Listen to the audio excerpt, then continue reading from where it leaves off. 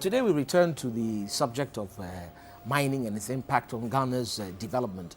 As we all know, it's one of those subjects that we hear all the time, where many people think that after 100 years and more of mining, mining communities should look very different. Ghana should be a different place. What exactly are the issues? On balance, is it correct? Is it true that mining has not done much for Ghana's economic development? How do we arrive at what really we want from mining? My guest is a professional in mining. He's been working in the industry for many years. He's currently the vice president of Golden Star Resources, but more importantly, he's the president of the Ghana Chamber of Mines.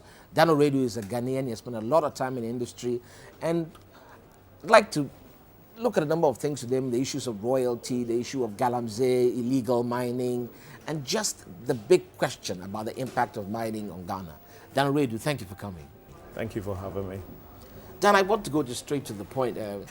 As you know, there is much talk about how little mining has done. It's almost described as having been, in many regards, useless. I mean, there are some who even suggest that maybe we shouldn't even be mining at all, and so on. And yet, I see in the papers also recently mining houses constantly talking about how much money they're paying to government and so on. Let's talk about this a bit. What really is the situation? There are two types of the contributions that goes from the industry. First of all, there's the physical, which includes, but even that, people just look at that from the point of view of just royalty and corporate tax. But beyond that, the industry also pays duties, levies on fuel, property tax, and payee, SNAIT contributions and all those. And those are huge sums of money that goes back into the Ghanaian economy to be used. On the other side, on the socioeconomic side as well, the presence of mining companies in some of those communities actually allow other businesses to come in there, like telecommunications, banks, and other institutions which otherwise would not have gone there. Those companies go there and create jobs. Okay. The buying power of the miners themselves, even though you cannot recruit everybody, does have a spin-off in those communities. Because they are there, the market women have people to purchasing power of those people, and they sell things. People that have accommodation. So there's also a social economic impact which is disregarded. And I just go back and give an example of my time at Bibiani. I went to Bibiani in 1996 to start that mine. At the time I got there, it was a dead town. But at the time I was living there, when the mining had taken off and was vibrant in 2002, it was a bustling town, and it is up until now. So it just shows what mining does affect the communities. So it's a shame that this kind of argument has been going on. What we should be talking about more is that how can we make it better? And we can always make anything better. But let's look at what you said closely. I mean, especially the fiscal benefits. You speak about royalties, you speak about taxes, you speak about a lot of other, if you like, ground rent and so on. But I'm sure you agree with me that when people complain about this matter, that's not what they're talking about. I suspect, and I want to know your view on that, that the judgment they pass is because they go into a mining town, and really the concept of gold and the kind of lifestyle that exists simply don't go together. That is the point they make. So maybe I should change my question. What is it that has prevented mining businesses from operating and impacting their immediate environment in a much more positive way? Well, any mining company that comes, it's a business that comes in to do its business and make profit.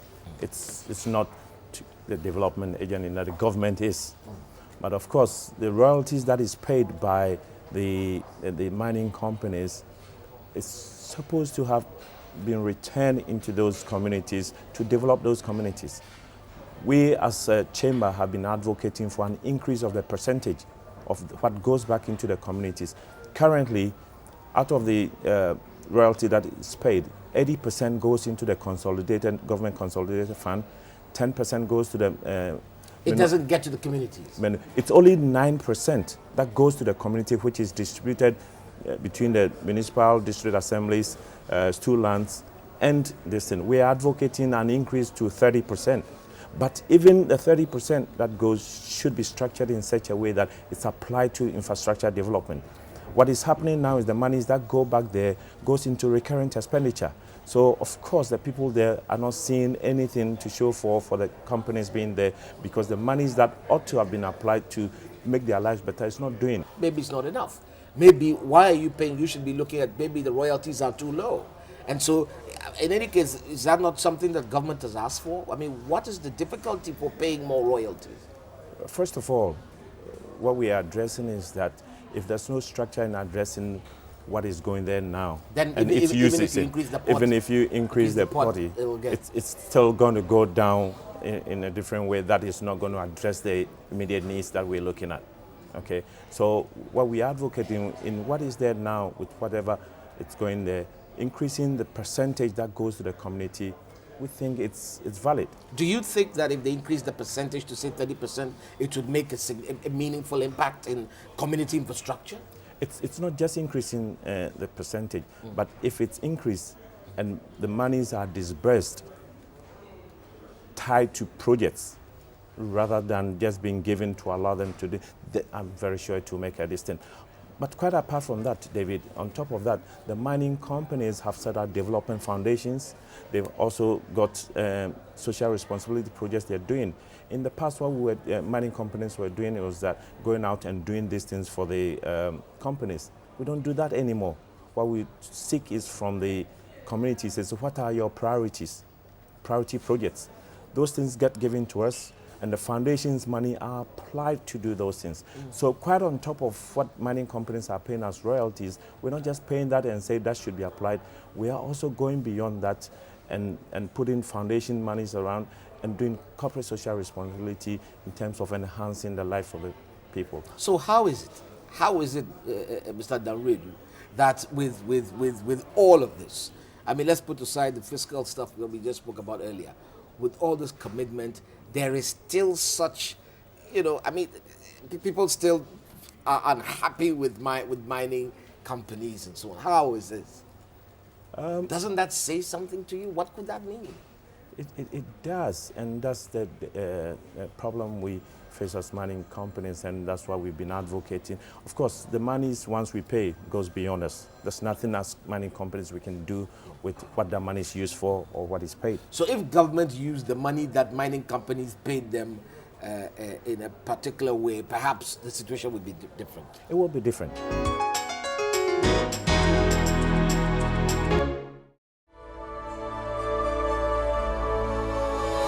Labadi Beach Hotel, Ghana's finest.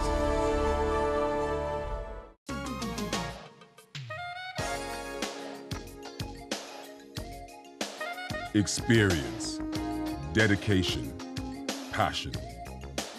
These are the attributes every master craftsman needs to produce a work of true distinction. And it is with the same meticulous attention to detail that we make our beer, Club Gold. Produced with only the finest, carefully selected and blended natural ingredients, including crystal malt, to give you that smooth, golden, distinguished taste.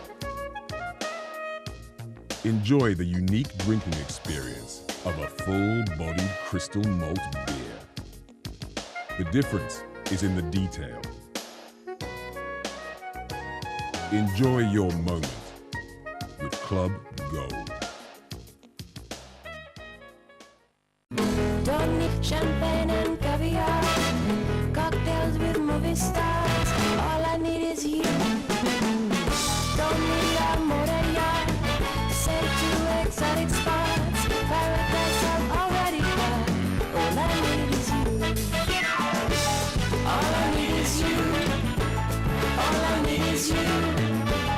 All I need is you. Imperial leather, now with classy new look. Imperial leather, one of life's little luxuries.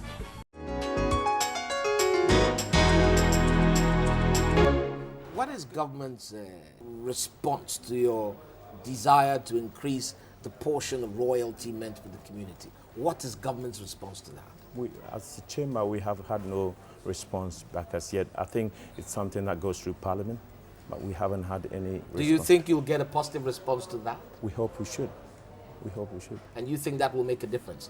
It will certainly make a difference. But you really don't think you should be paying a bit more in absolute terms as well? Look, for example, last week, 2 weeks ago, when I spoke to Dan Reid, I'm sorry that I don't have it here, but I'd have read to you exactly the bit he said about ground rent. I mean, an Anglo Gold Ashanti was singled out, I recall, he mentioned, and another company for paying maybe 167 Cs or something. It was such a, pathetic figure. So when you come and you say things like, people benefit because it's not just this is ground rent and so on, really, in substance, are these significant amounts? Well, let's go back to what those ground rents are determined.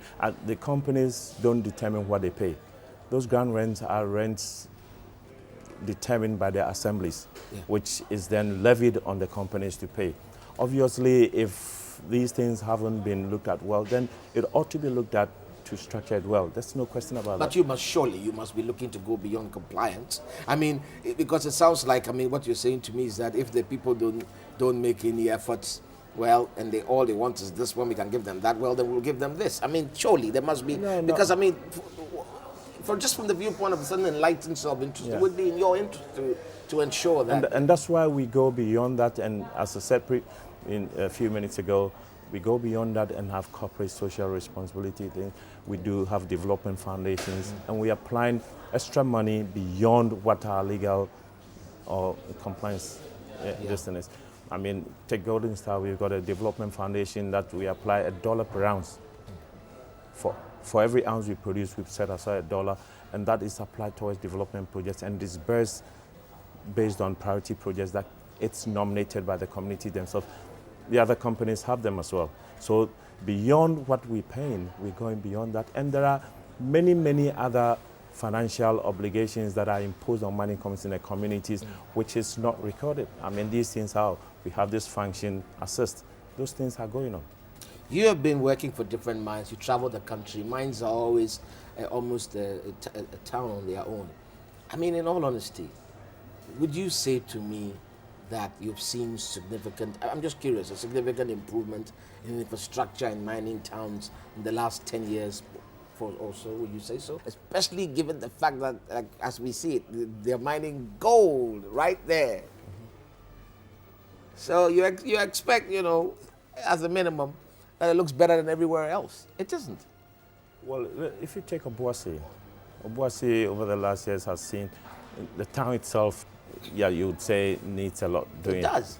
But there's a whole section which is sprung up in Gausu Extension and those areas. In an orderly fashion? In an orderly fashion. But there's a missing link as well. If mining was brought into the mainstream of the Ghanaian economy and tied together and the planning done together, that would help. What does that mean? What are you talking about? Take any of the district assemblies. They obviously have the strategic plan, what they want to do. We've got, aside from royalties we're paying, we've got, and I said we've set up this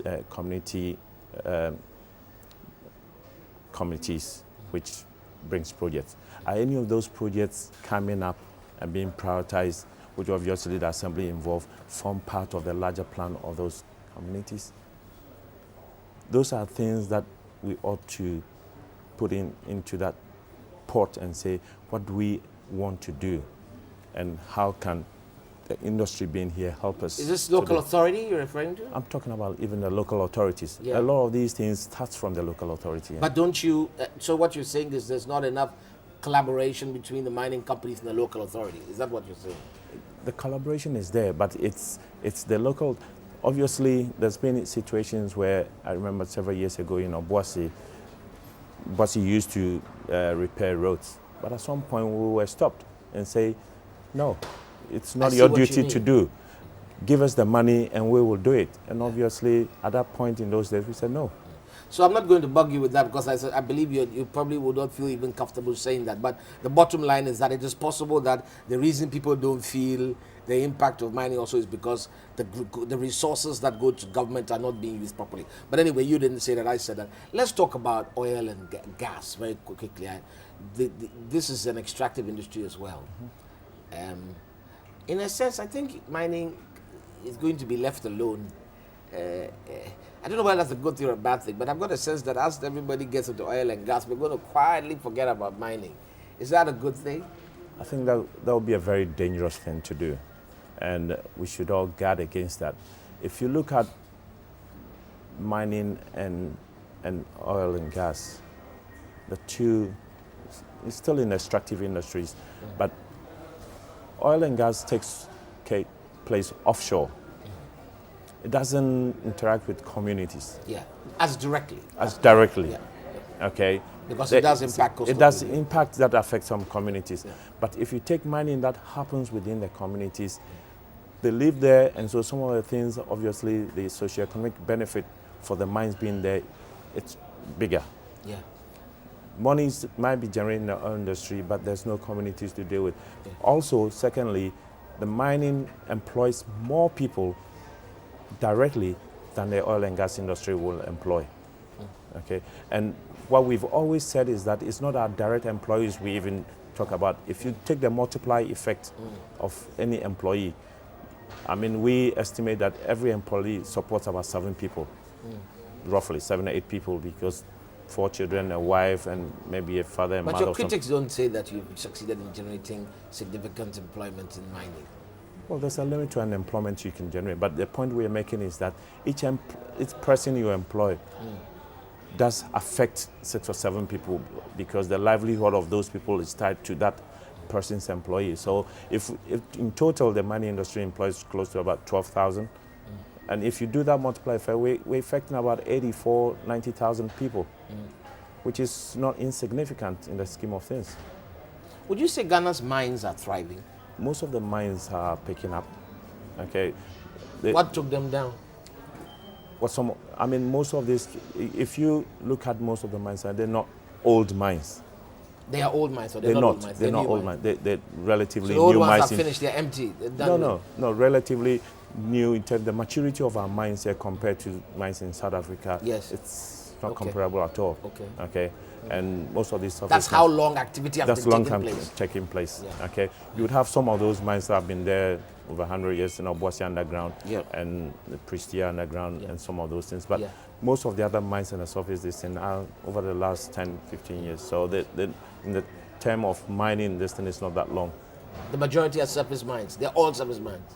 Currently, almost all of South Africa, with the exception of Obuasi, which is operating underground. And of course, Chirano is going underground, and Newmont has also looking at an underground operation. So there's some more underground mines coming. And of course, we're looking at the Golden Star is also looking at reopening the Pristia mine underground. If the majority were underground mines, would that minimize the impact on the communities? Of course, underground mines the surface mines has more impact on the environment than the underground.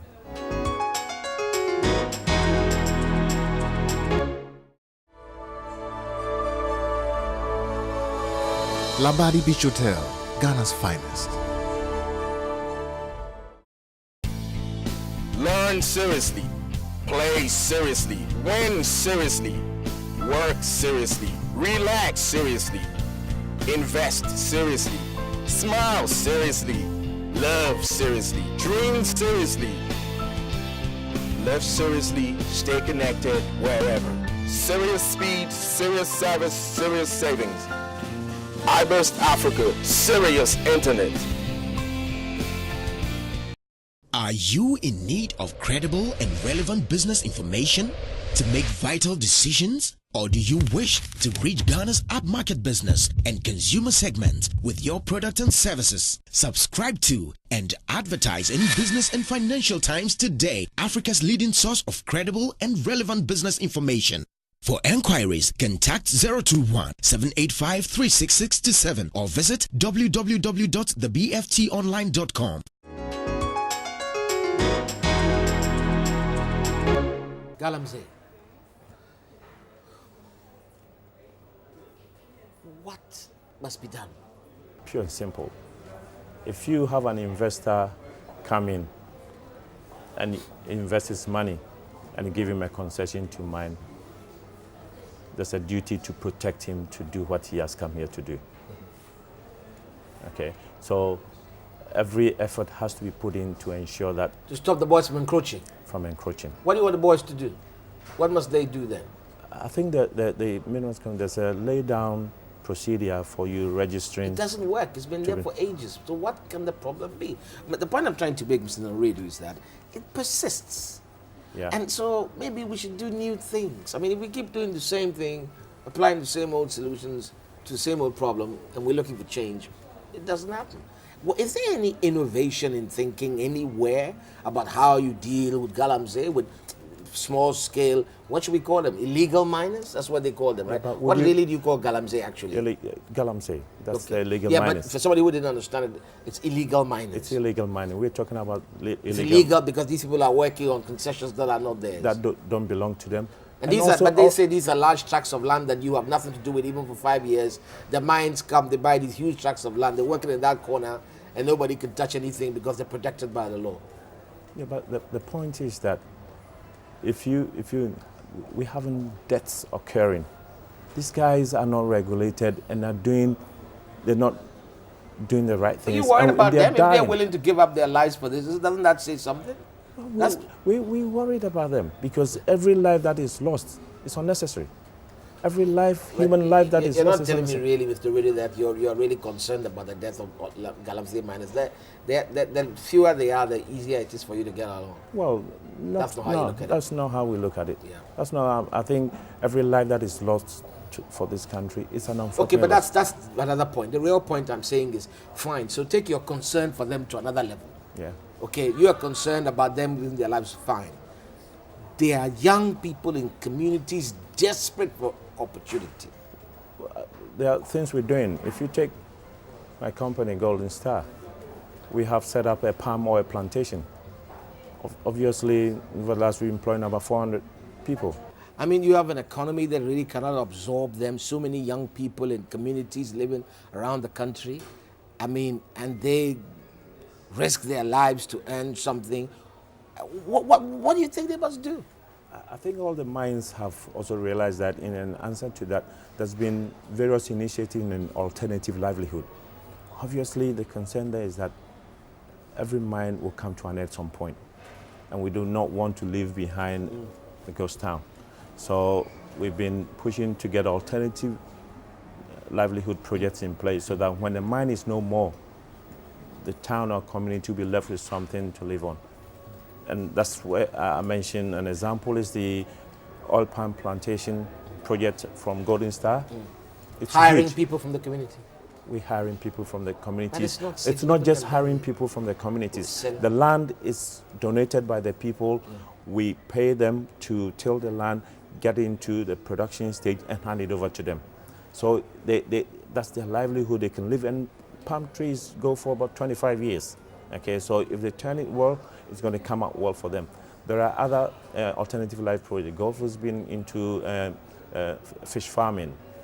There's other projects that have been tried in various piggery and other things. I mean, some of it, the problem there is that, and what I have found out is that if you go into alternative livelihood projects, which is going to take a year or so for it to mature and the people get their money, they don't have that patience, because obviously in galamsey activities on a daily basis is making wages. And we've applied that concept in our palm oil production because we're paying them daily to do it so that they can see that it's going. And after it's gone to a certain level, it gets handed over to them. Is this any different from some of these alternative livelihood programs that have been going on for the best part of a decade?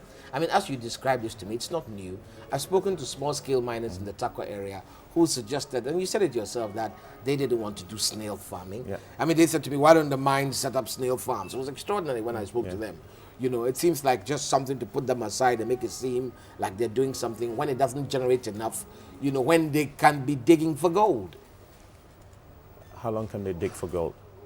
Gold, I mean, most of these pits they dig. But you are digging for gold. Your company is digging for gold. Well, and what really happens is that these guys can only dig to a certain depth and they can't go any further. So then they move on. That's why they move around. So that's part of how they destroy the environment. That's part of how they destroy the environment. But the worrying trend now